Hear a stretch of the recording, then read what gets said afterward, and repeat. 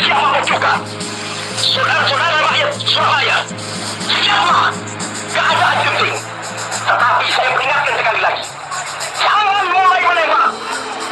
Kalau kita ditembak, maka kita akan kasih menyerang mereka itu. Kita tunjukkan bahwa kita ini adalah benar-benar orang yang ingin merdeka. Dan untuk kita, saudara-saudara, lebih baik kita hancur lebur daripada tidak merdeka. Sebelum kita tetap merdeka atau mati. Dan kita yakin, saudara-saudara, pada akhirnya pastilah kemenangan akan jatuh ke tangan kita. Sebab Allah selalu berada di pihak yang benar. Percayalah, saudara-saudara, Tuhan akan melindungi kita sekalian. Allahu Akbar, Allahu Akbar, Allahu Akbar. Merdeka! Assalamualaikum warahmatullahi wabarakatuh. Salam histori. Itulah bagian pidato dari Bapak Bung Tomo, pejuang kita, pahlawan kita. Merdeka atau mati. Allahu Akbar, Allahu Akbar, Allahu Akbar. Demikian sedikit pidato dari Bapak Bung Tomo yang telah kita dengarkan tadi, yang membakar semangat para pejuang kita dari seluruh penjuru tanah air. Mari bersama-sama kita dengarkan sedikit sekilas biografi dan sejarah perjuangan beliau. Bung Tomo lahir di Surabaya pada tanggal 3 Oktober 1920 dengan nama Sutomo dan dikenal oleh bangsa ini sebagai Bung Tomo. Sebagai pejuang memang tak henti-hentinya terus memikirkan nasib bangsa. Bung Tomo khawatir jika tak ada generasi penerus yang berjiwa patriot, maka bangsa Indonesia akan hancur dan tentu akan kembali dijajah dalam bentuk yang lain. Jiwa patriot yang tertanam dalam dada Bung Tomo adalah jiwa patriot yang lahir dari kekuatan iman seorang muslim. Bung Tomo meyakini bahwa berjuang dengan niat ikhlas, membela kemerdekaan serta kedaulatan bangsa atas nama Allah Subhanahu wa taala, maka tak ada satupun kerugian yang ia dapatkan.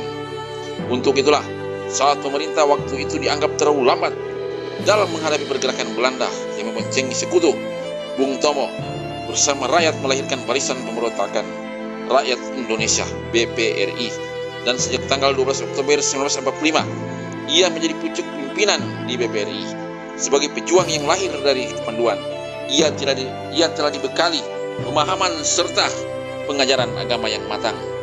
Bung Tomo memegang teguh prinsip bahwa sebagai seorang pandu dan pejuang bangsa, dirinya harus suci dalam perkataan ataupun perbuatan. Bekal inilah yang menjadi pondasi dasar dalam setiap pergerakan perjuangannya, sehingga bagikan Allahu Akbar yang selalu terdengar dalam menyemangati perlawanan pemuda dan rakyat memiliki kekuatan sangat besar dan tak tertandingi. Kalimat Allahu Akbar serta semboyan merdeka atau mati merupakan semboyan yang sangat akrab diteriakan melalui corong radio saat itu. Saat itu hanya ada dua orang besar yang mampu membubarkan semangat perlawanan melalui pidato-pidato perjuangan, antara lain Bung Tomo dan Soekarno. Kisah-kisah perjuangan yang sangat menarik banyak lahir dari setiap kali terjadi aksi pertempuran, dan ini bukti dari pertolongan Allah Subhanahu wa taala kepada para tentaranya yang rela mengorbankan jiwa dan hartanya demi menegakkan nilai-nilai kebenaran, sebagaimana yang dialami Bung Tomo dalam satu perang gerilya bersama pasukannya saat sudah tak bisa lagi berbuat apa-apa karena pesawat Belanda ketiga itu telah mengepung dari atas dan tak ada lagi tempat berlindung. Namun kebesaran dan kekuasaan Allah Subhanahu wa taala, gumpalan awan menutupi Bung Tomo beserta pasukannya yang berada dalam sasaran tembak pesawat-pesawat tempur Belanda.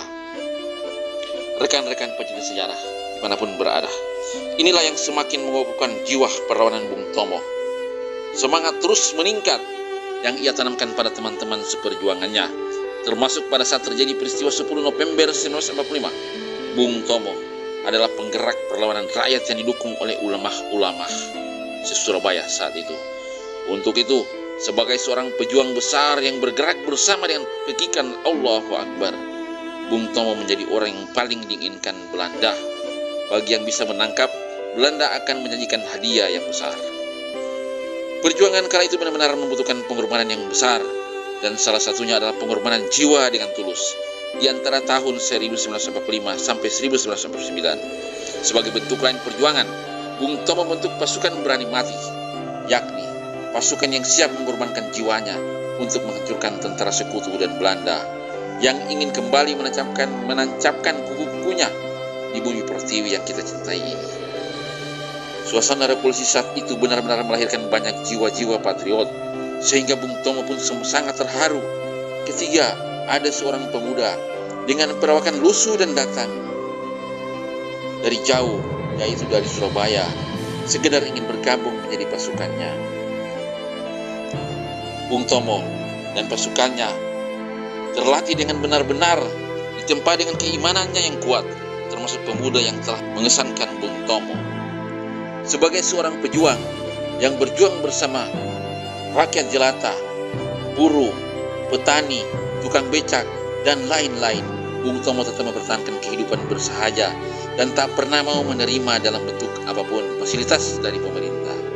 Setelah revolusi kemerdekaan usai, Bung Tomo tetaplah berjuang yang memikirkan rakyatnya, memikirkan bangsanya, pengabdian terhadap bangsa dan negara. Tetap ia teruskan semua demi satu tujuan dan keyakinan bahwa surga akan menanti di hadapannya. Tepat pada tanggal 16 Oktober tahun 1981, Bung Tomo atau Sutomo nama lengkapnya sedang menunaikan ibadah haji, dan pada saat itu sedang melaksanakan wukuf di Arafah. Dalam rangkaian ibadah hajinya, Bung Tomo yang dilahirkan sebagai pejuang bangsa dan negara serta agama menutup usianya di tempat yang suci dan pada hari yang dimuliakan oleh Allah Subhanahu wa taala. Demikian sepenggal kisah pejuang atau perjuangan Bung Tomo. Semoga arwah beliau diterima di sisi Allah, diberikan tempat yang baik menjadi para ahli-ahli syuhada, diberikan tempat yang terbaik yaitu surganya Allah SWT.